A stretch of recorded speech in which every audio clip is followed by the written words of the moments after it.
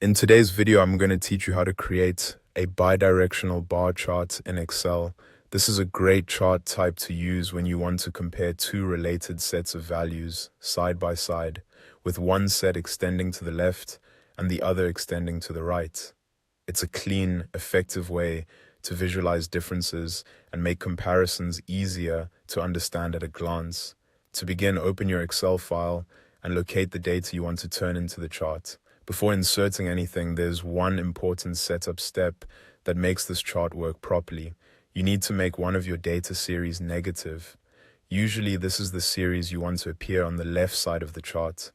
By converting those values into negative numbers, Excel will automatically plot them extending in the opposite direction from the positive values.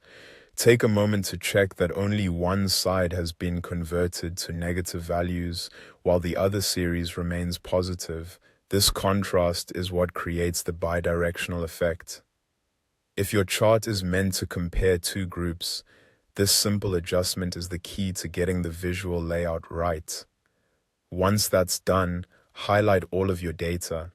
Make sure you select the full range you want included in the chart, including any labels or categories if they're part of your dataset.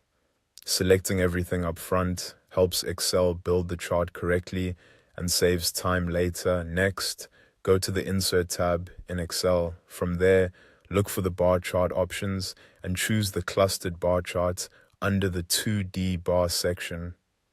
This is the chart type that works best for creating the left and right comparison style you're looking for. As soon as you insert it, you should now see bars going in both directions. The negative values will extend to the left and the positive values will extend to the right. That's what gives the chart its bidirectional format. At this point, the main setup is complete and your chart is ready to use. If needed, you can always refine the appearance afterward, but the chart itself is already created using just these few steps. The most important part is setting one series to negative before inserting the chart, because that's what tells Excel how to split the bars across the center. And that's it.